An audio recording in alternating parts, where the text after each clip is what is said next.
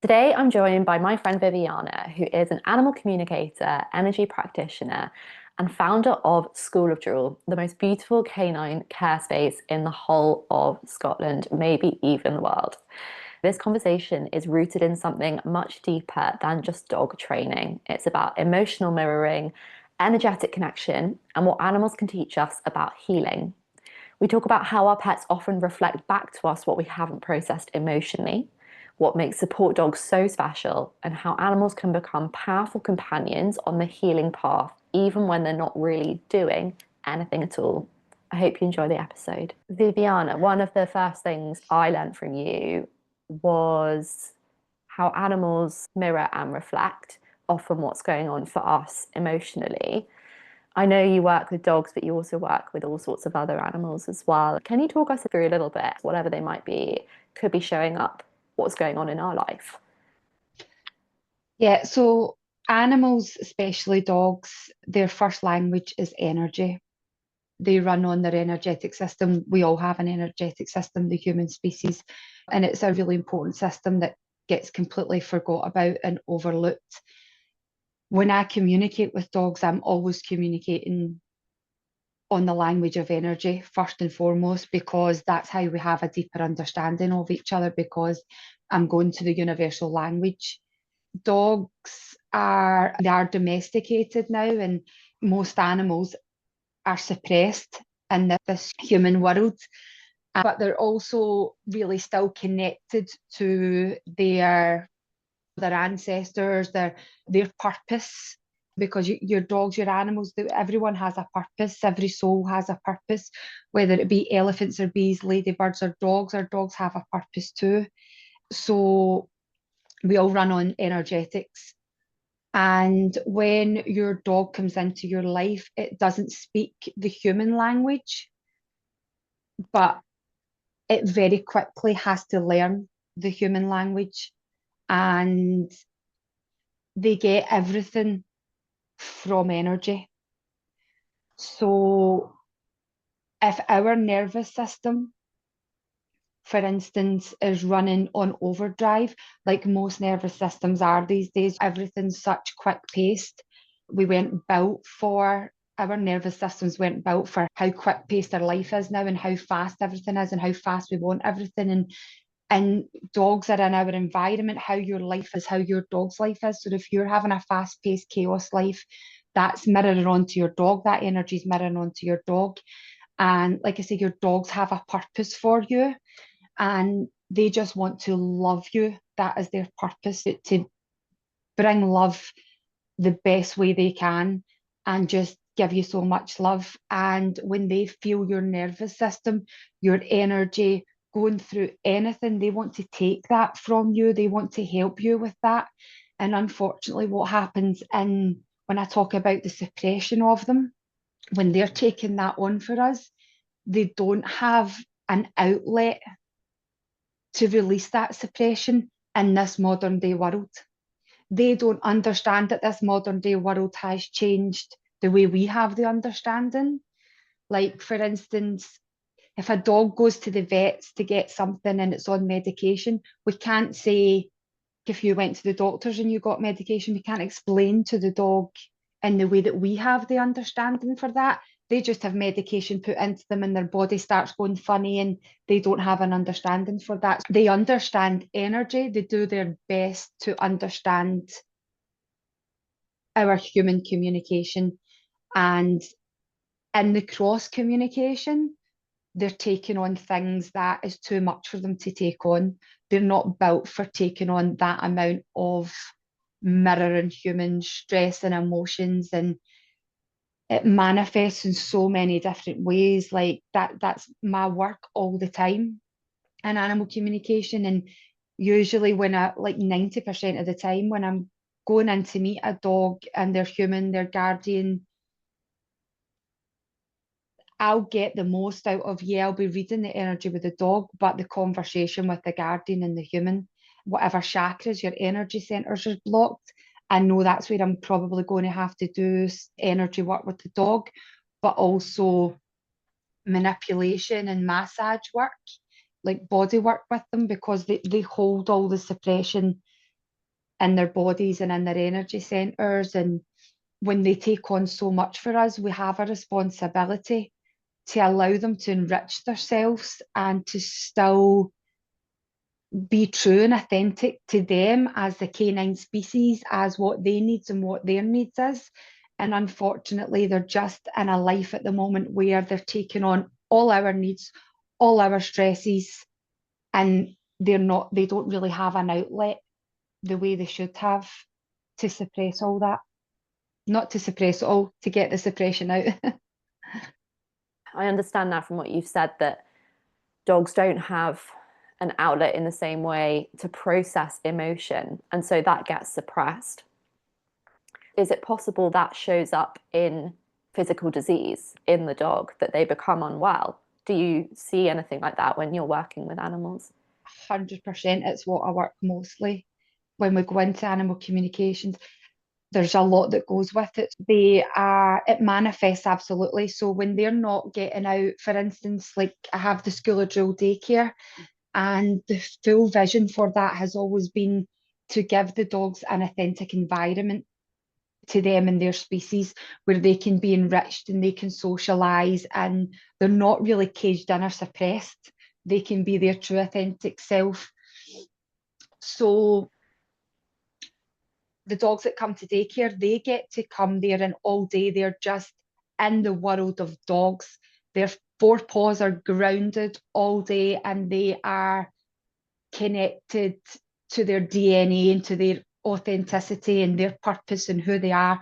Plus, it's time away from the human world, which is not their world. And they do so well in it, they do amazing in it, but they have that outlet.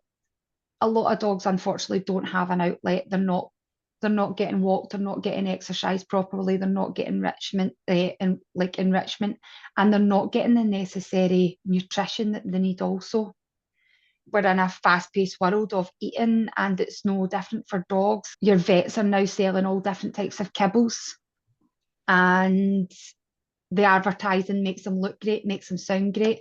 But if you really look at the ingredients and what's in the ingredients, so you've got the manifestation of suppressed emotions, you've got the human emotions that they're taking on, you've got the manifestation of the communication. So there's a disconnect usually between the relationship that they should have with their guardian and the human, because they're not understanding the communication, and the dog's doing the best to learn and communicate.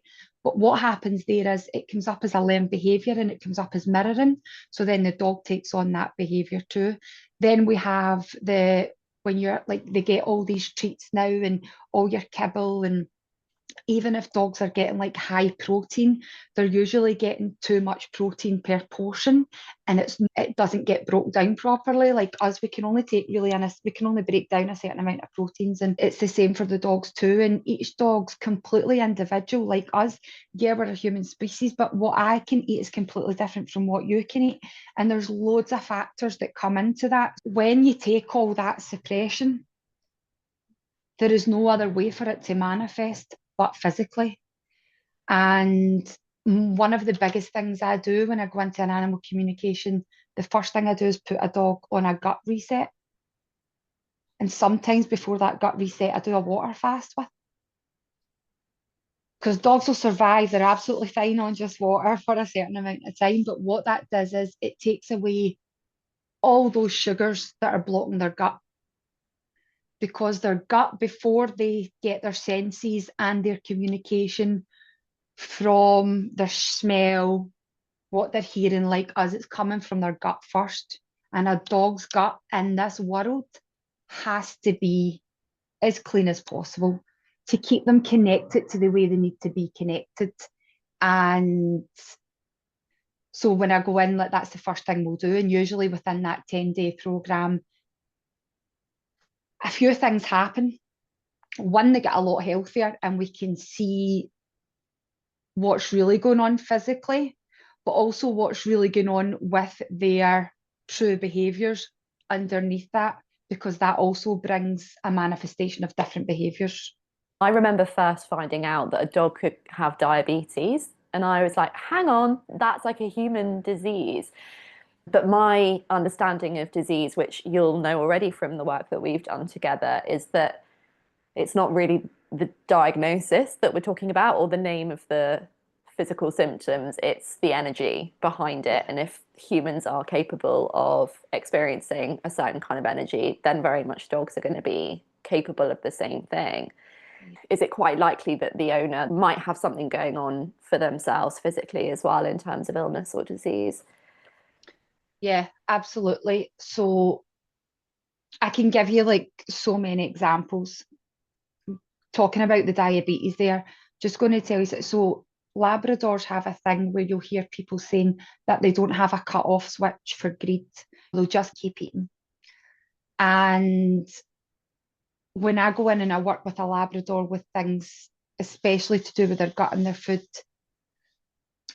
I come from the angle of, for me, a Labrador and what their purpose is, and what a Labrador's purpose has always been before they were a working dog, is they never come from lack. They always come from the vibration of giving joy, devotion. And in this modern day world, it comes across and manifests in greed and food. I was working with a dog not so long ago, and his human Charlotte had been going to the vets for about 2 years. I've used this in my social media, so it's okay to say Charlotte and Toby's name. He was on a lot of steroids and he was ready to lose his tail. When I started going in and working with them, it became really clear that Toby was taking on a manifestation of a lot of Charlotte's grief and a lot of what Charlotte was going through. And it had been going on that long that he was so suppressed, and so he was biting at himself, then his nutrition on top of it. And also, Charlotte had a few of her own medical things that have arisen, and Toby was also mirroring them and manifesting them too. So, with changing the gut and coming in and doing energy work and everything like that, like Toby's like a new dog, and that's not an uncommon. I don't know what the word is there, but it's not an uncommon thing that I see. That's like mostly what I'm working with. The hardest thing is approaching that with the dog's human or guardian, to kind of come and say it's like a mirror of what's going on with yourself, is really a hard conversation to have. I was wondering if when the human understands that the dog is a mirror for what's going on in their life and maybe they've made changes in their life, has that ever brought about change in the dog's life as well? Oh Need yeah, for like oh vets and yeah, meds and all of this. oh yeah. So it, on it, I've just finished a program with a lovely gentleman and his dog, and when I first went in, they were having some issues out walks. He wasn't enjoying his walks, and they had a really close bond. Surface level, she absolutely just adored him. His energy in our first meeting told me everything that I needed to know, even before we went out the walk. And it was just, she adored him that much, but he was such a nervous energy with everything that she was just in overprotection mode all the time. And we just explaining the communication of the dogs a different way and showing him what she's thinking and why she's thinking it, and him thinking about that in a different way. Wait a minute, she doesn't think about it the way I think about it, because I'm a human species and she's a canine species. We are two completely different species living as one, and they do their best, but it's not completely up to them. If I go abroad somewhere and I don't speak the language, I don't automatically expect them to speak English. That's so rude of me. So rude of me. So we have to understand that we can communicate in a universal language, and our relationship will be so much closer, and we'll understand each other so much more, because our dogs are showing us all the time. They can show us so much. So the first few sessions, I just like going walks and communicating this way. And it was just like having a chat, showing things. I always give homework. So then he's out on his walks on his own and he's voice noting and like he's just picking up completely different things. Things changed so quickly. The relationship just because she understood very quickly, like, he's understanding me now. I can calm down. And then his energy was changing. He was getting more confident. Then he was open to a healing session with myself. So him and his beautiful dog come in and we did a healing session. They lay together. I took them through a guided meditation, bit of a sound journey. So only using percussion instruments with the dogs because the drums and it's too heavy for them. And he had such a life-changing experience in that with his dog and his dog. He went on the week after that to do things that we were meant to do together on his own with her because he felt so confident. He voice noted to say that they were out a walk and like the next day, and he could hear her telling him things on that walk. And he was like, it was just the best walk we've ever experienced. And he wants to go deeper with it. He wants to come back and do more work that way. And that's just, I'm just telling you that because that was just like last week. But yeah, this is where I really feel my purpose is to just be that voice for them in that way and just show everyone that we can have just changes in communication. It's just a bit of understanding and maybe a bit of taking responsibility too. We do have to look at maybe what we're doing either consciously or even subconsciously, unconsciously in our own lives could be having an effect on those around us. But we know that anyway from human connection. It makes Yeah, complete sense that a yeah. dog might be picking up on that as well. When you say there about intention and conscious, being conscious, that's what the communication is about. It's do we come with our own intention every day? Do we come with an intention with our dog? Like before you go on a walk with your dog, like for me, when you're putting on a lead and a collar, if you're using that with your dog, it's not about control. It's about keeping them safe in a human world, in a human environment, and it gets used too much as control. And then that communication just sets walks off with the wrong energy and stuff like that. And if we don't carry intention, conscious intention with ourselves every day, we're not carrying it with our relationship with our dog either. Is it possible that when we bring animals into our home in the hope that they're going to fill a hole or a space or something that we don't quite have, probably emotionally, that actually then that's a lot of pressure on an animal that can't take it because that's not their responsibility. That's not their responsibility to fix us. Have you seen Yeah. instances where that's happened? Yeah, all the time. All the time. A lot of the times you'll get a puppy or a dog that'll come into a home and it's let's talk about a puppy coming into a new home. Depending on the dynamics of that home and what's going on and the communication they're having with the puppy or the dog as it's grown up, it'll look to see who's the energy that's the kind of safe energy. Say there's teenagers in the house and there's maybe a dad that's really stressed at work or a mum that's really emotional with things and that dog becomes everybody's loving that dog. It becomes the family dog and it's taken for everybody.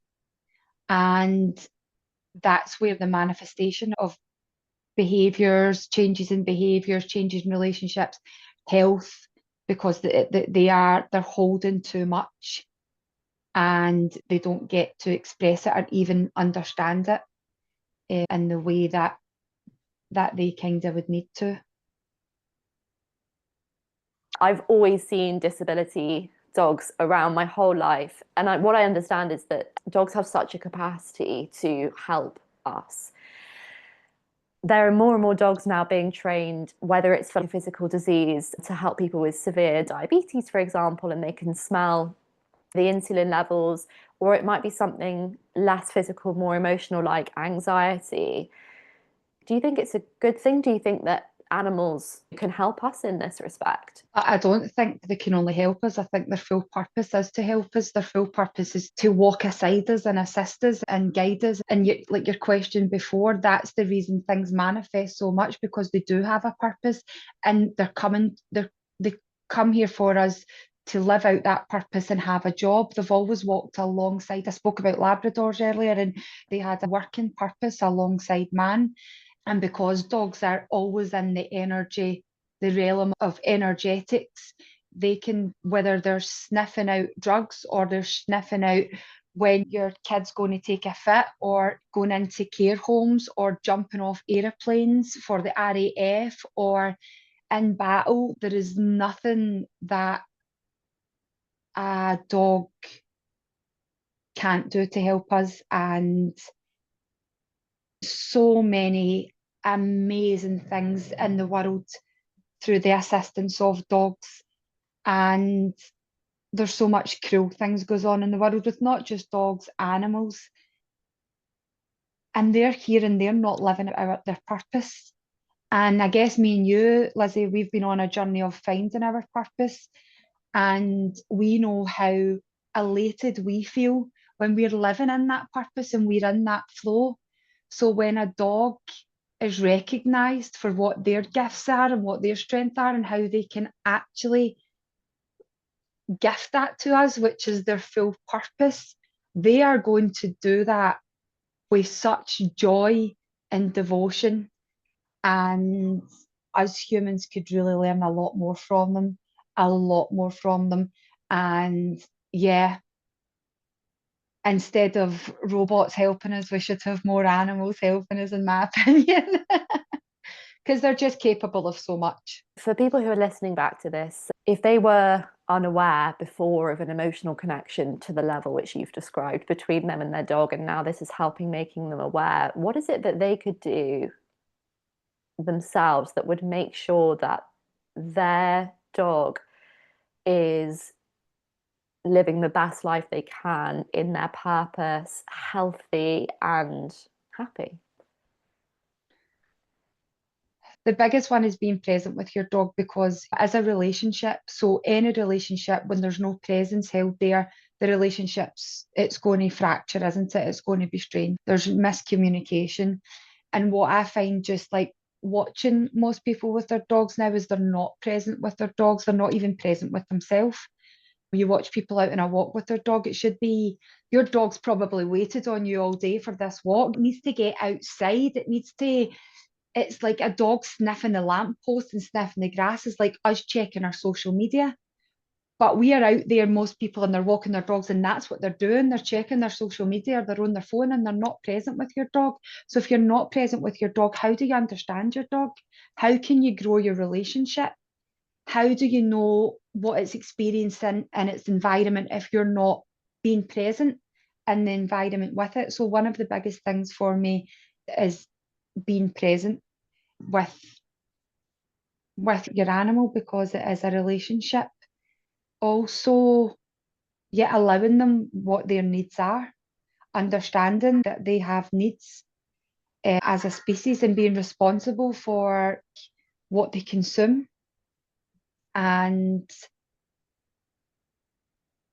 yeah, I guess just taking responsibility for their needs and their health, and not doing what's easy.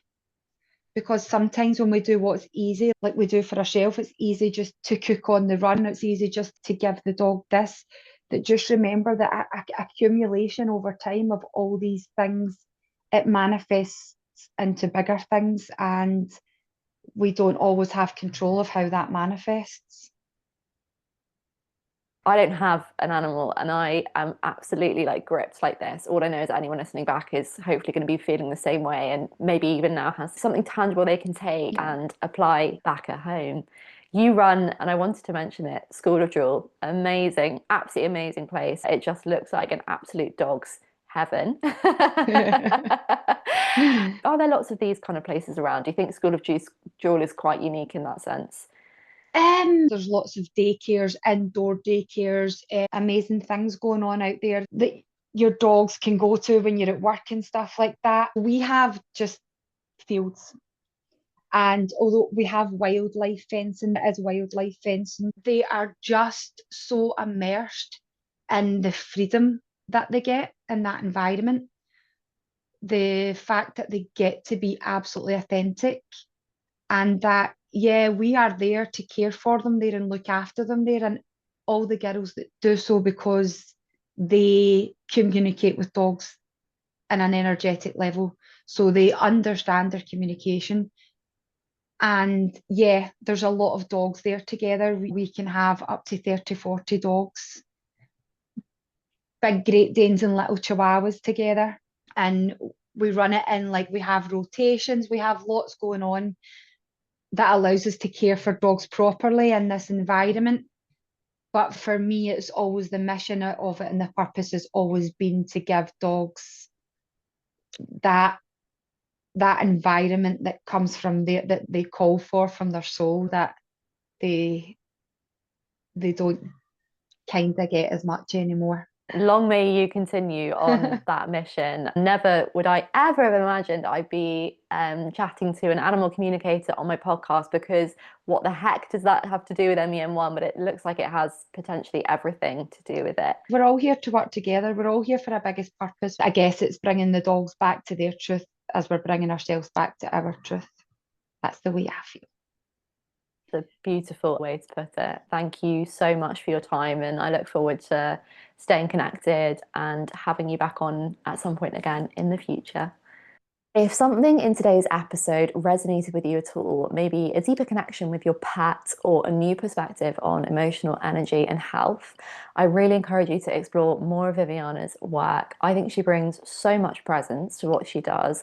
And for those of us navigating long-term health conditions like MEN1, her approach offers something really soft and grounding, powerful as well, also all about man's best friend.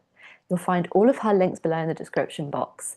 Thank you so much for being here, for showing up for yourself, and also for your healing journey too.